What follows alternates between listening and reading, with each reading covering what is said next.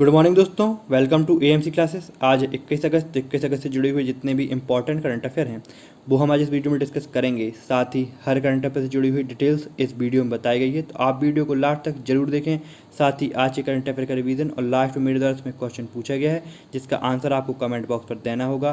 साथ ही इस वीडियो की PDF प्राप्त करने के लिए डिस्क्रिप्शन पर दी गई लिंक में क्लिक करें। तो चलिए हम स्टार्ट करते हैं। सबसे पहले हम 21 अगस्त की मुख्य हाइलाइट्स क्या हैं ये जान लेते हैं।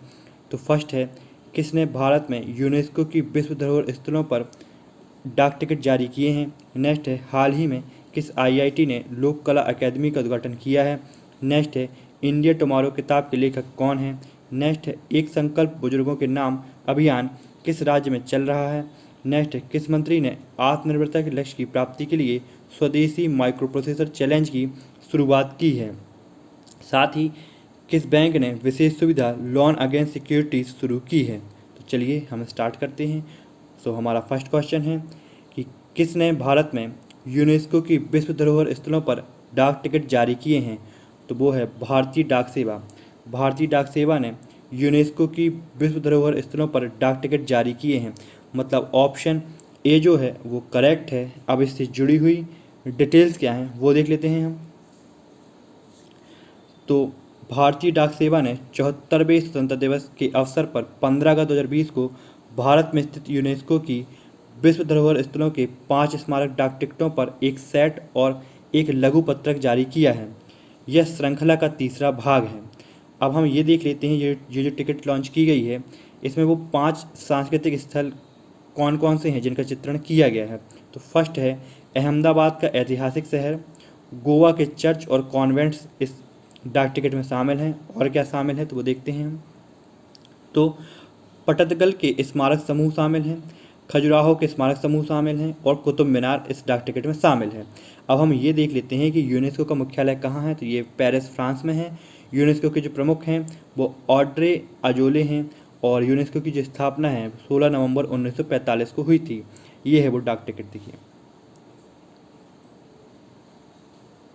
नेक्स्ट,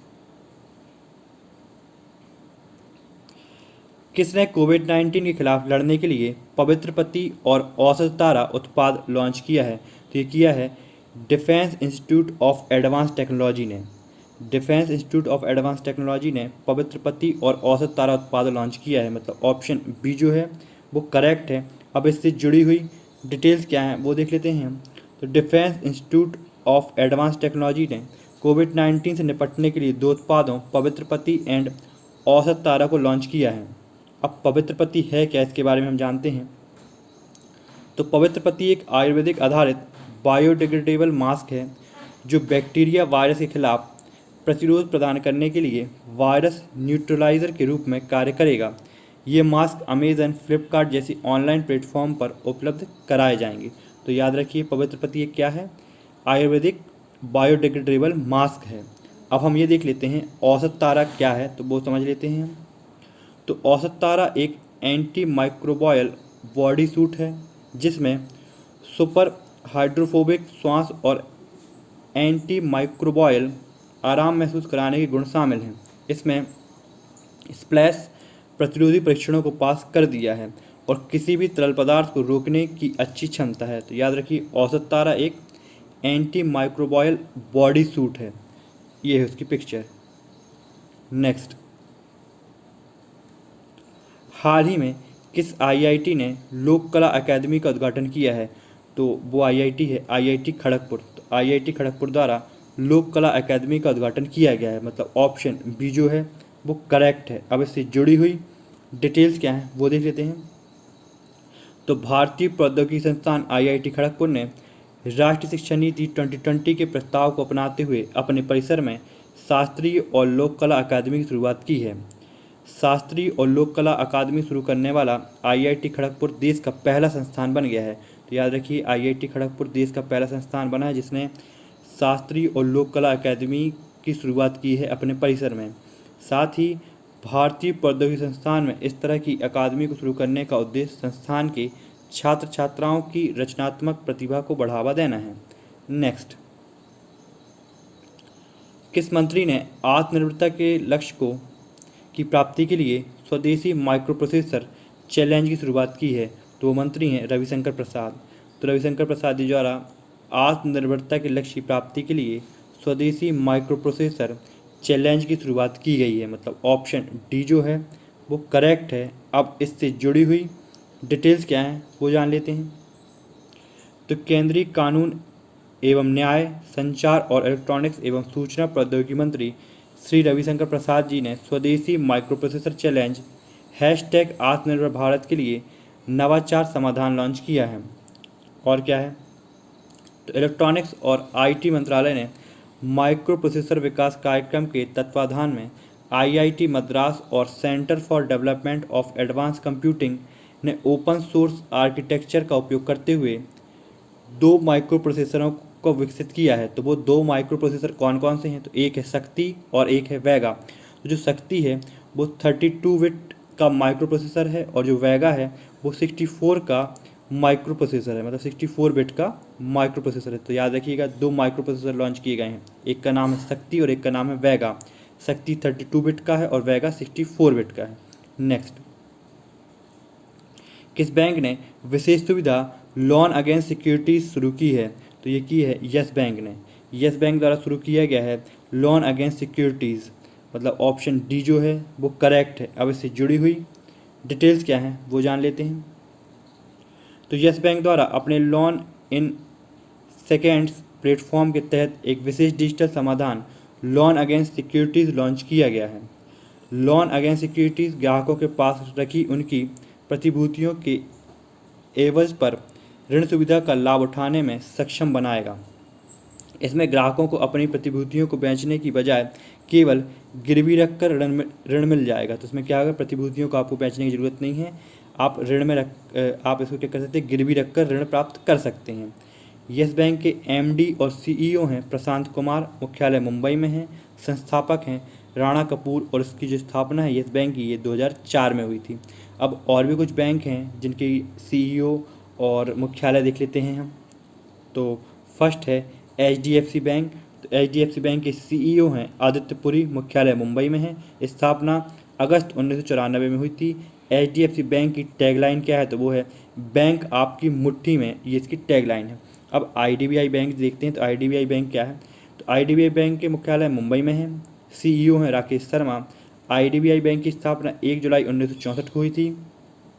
आईडीबीआई बैंक की टैगलाइन है बैंकिंग फॉर ऑल, आओ सोचें बड़ा।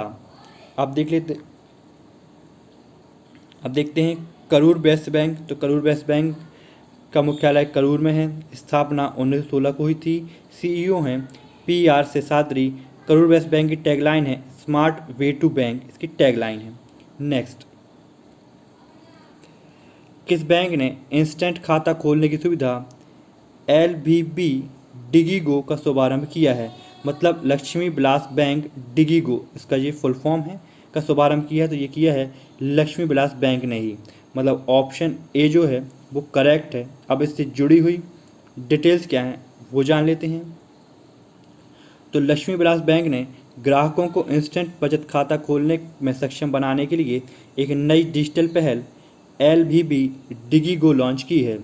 बैंक की नई पहल लोगों को वेबसाइट के माध्यम से जरूरी बैंकिंग सेवाओं का तुरंत लाभ उठाने में मदद देगी।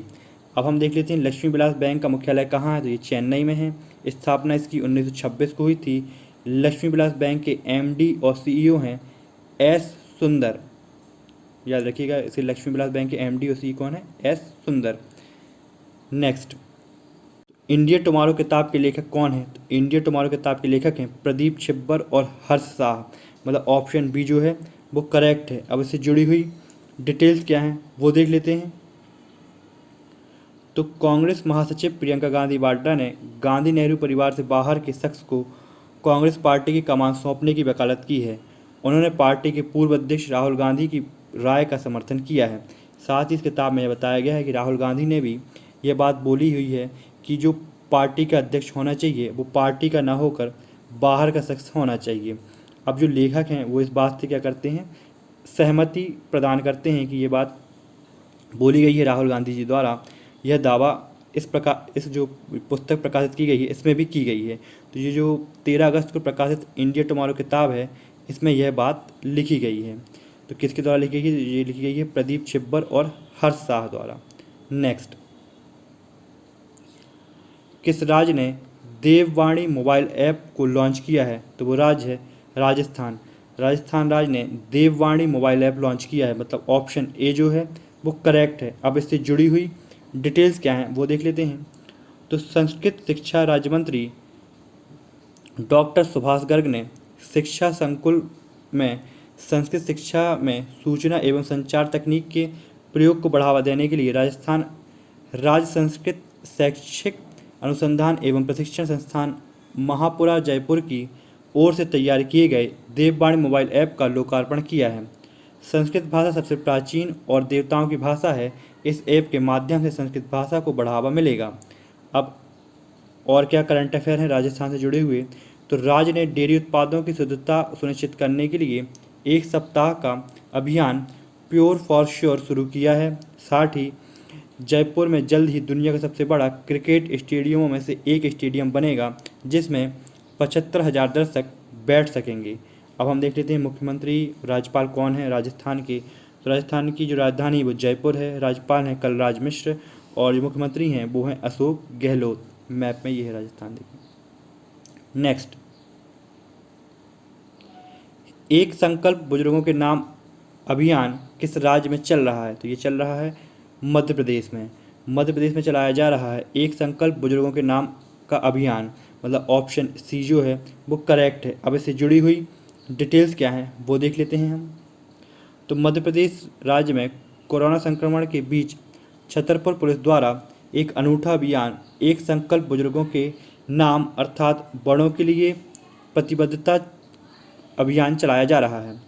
प्रसिद्ध सामाजिक कार्यकर्ता अन्ना हजारे ने भी विशेष रूप से बुजुर्गों और असहाय लोगों के लिए चलाए जा रहे इस अभियान की प्रशंसा की है। तो याद रखिएगा अन्ना हजारे द्वारा इसकी प्रशंसा की गई है।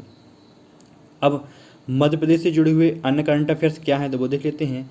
तो राज्य में चंबल प्रोग्रेस वे की तर्ज पर नर्मदा एक्सप्रेस वे बनाया जाएगा। नेक्स्ट है, राज्य सरकार ने एक मास्क अनेक जिंदगी नामक जागरूकता अभियान शुरू करने की घोषणा की है। अब और क्या करंट अफेयर हैं तो वो देख लेते हैं हम। तो राज्य में संकल्प की चैन जोड़ो कोरोना की चैन तोड़ो अभियान चलाया जा रहा है। मध्य प्रदेश ने ऑनलाइन शिक्षा के लिए मासिव मोबाइल ऐप और पोर्टल तैयार किया है। साथ ही इंदौर शहर में स्वच्छ सर्वेक्षण 2021 की गाइडलाइन के अनुसार हानिकारक कचरे को रखने के लिए काले रंग के डिब्बे का इस्तेमाल होगा। साथ ही हाल ही में ई पंचायत पुरस्कार श्रेणी में देश में पहला पुरस्कार मिला है मध्य प्रदेश राज्य को। साथ ही निजी क्षेत्र की एयरलाइंस कंपनी फ्लाईबिग ने भोपाल से 4 शहरों को जोड़ने का फैसला किया है। तो वो 4 शहर हैं इंदौर, रायपुर, नागपुर और अहमदाबाद। अब राज्यपाल देख लेते हैं। राज्यपाल हैं आनंदीबेन पटेल, राजधानी है भोपाल और मुख्यमंत्री हैं शिवराज सिंह चौहान। साथ ही अभी जो स्वच्छता सर्वेक्षण 2021 की जो लिस्ट आई है उसमें पहले नंबर पर कौन है? अभी स्वच्छता सर्वेक्षण में इंदौर है, जो 4थी बार सबसे ज़्यादा स्वच्छ शहर घोषित हुआ है इंदौर। नेक्स्ट, हाल ही में रसेल किर्स का निधन हुआ है, वे कौन थे? तो रसेल किर्स एक वैज्ञानिक थे जिनका हाल ही में निधन हुआ है, मतलब ऑप्शन बी जो है वो करेक्ट है। साथ ही दोस्तों मैं अपने करंट अफेयर में निधन और जो भी नियुक्तियाँ हुई हैं वो मैं इंक्लूड नहीं करता हूँ, इसके लिए मैं सेपरेट वीडियो ही बनाऊँगा। पर आज के करंट अफेयर में मैंने ये बात इसलिए रखी हुई क्योंकि ये बहुत ही ज़्यादा इंपॉर्टेंट है, क्योंकि रसेल किर्स का जो निधन हुआ है उससे जुड़ी हुई बातें इंपॉर्टेंट है। तो देख लेते हैं क्या है इनसे जुड़ी हुई बातें। तो पिक्सल का आविष्कार करने वाले, जो फ़ोटो में जो पिक्सल्स होती हैं उसका आविष्कार करने वाले और दुनिया की पहली डिजिटल तस्वीर को स्कैन करने वाले कंप्यूटर वैज्ञानिक रसेल किर्स का निधन हो गया है। उन्होंने अपने बेटे की एक 2x2 इंच की छोटी ब्लैक वाइट डिजिटल इमेज बनाई थी, जो कंप्यूटर में स्कैन की गई पहली तस्वीर थी। पिक्सल डिजिटल डॉट्स होते हैं जिनका उपयोग फ़ोटो, वीडियो और फ़ोन पर और साथ ही कंप्यूटर स्क्रीन को प्रदर्शित करने के लिए किया जाता है। तो पिक्सल क्या है? डिजिटल डॉट्स होते हैं। नेक्स्ट, तो उन्होंने दुनिया का पहला programmable computer standards eastern automatic computer भी विकसित किया था। तो याद रखिए इन्होंने दुनिया का पहला प्रोग्रामेबल कंप्यूटर विकसित किया है। अब चलिए फटाफट हम आज के करंट अफेयर का रिवीजन कर लेते हैं। तो फर्स्ट है, किसने भारत में यूनेस्को की विश्व धरोहर स्थलों पर डाक टिकट जारी किए हैं? तो वो है भारतीय डाक सेवा। नेक्स्ट है, किसने कोविड-19 के खिलाफ लड़ने के लिए पवित्र पत्ती और औसत तारा उत्पाद लॉन्च किया है? तो वो है डाइट मतलब defence institute of advanced technology. Next, हाल ही में किस आईआईटी ने लोक कला अकादमी का उद्घाटन किया है? तो वो है आईआईटी खड़गपुर। नेक्स्ट है, किस मंत्री ने आत्मनिर्भरता के लक्ष्य की प्राप्ति के लिए स्वदेशी माइक्रो प्रोसेसर चैलेंज की शुरुआत की है? तो वो है डॉक्टर रविशंकर प्रसाद, मतलब ऑप्शन डी। नेक्स्ट, किस बैंक ने विशेष सुविधा लोन अगेंस्ट सिक्योरिटीज शुरू की है? तो वो है यस बैंक। नेक्स्ट, किस बैंक ने इंस्टेंट खाता खोलने की सुविधा LVB डिगीगो का शुभारंभ किया है? मतलब लक्ष्मी विलास बैंक डिगीगो का शुभारंभ किया है। तो ये शुभारंभ लक्ष्मी विलास बैंक द्वारा ही किया गया है, मतलब ऑप्शन ए जो है वो करेक्ट है। नेक्स्ट, इंडिया टुमारो किताब के लेखक कौन है? तो वो है प्रदीप छिब्बर और हर्ष शाह। किस राज्य ने देववाणी मोबाइल ऐप को लॉन्च किया है? तो वो राज्य राजस्थान। नेक्स्ट, एक संकल्प बुजुर्गों के नाम अभियान किस राज्य में चल रहा है? तो ये चल रहा है मध्य प्रदेश में। हाल ही में रसेल किर्स का निधन हुआ है, वे कौन थे? तो वो एक वैज्ञानिक थे। अब चलिए हम देख लेते हैं आज का प्रश्न क्या है, जिसका आंसर आपको कमेंट बॉक्स पर देना होगा। तो आज का प्रश्न है, हाल ही में विश्व मानवतावादी दिवस कब मनाया गया है? तो इसका आंसर आपको देना होगा कि विश्व में मानवतावादी दिवस कब मनाया गया है। अब चलिए कल का प्रश्न और उसका आंसर देख लेते हैं। तो कल का प्रश्न था हमारा, हाल ही में क्वालिटी कंट्रोल लैब की स्थापना MPEDA ने कहाँ पर की है? तो ये की है पोरबंदर गुजरात में, मतलब ऑप्शन ए जो है वो करेक्ट है। नेक्स्ट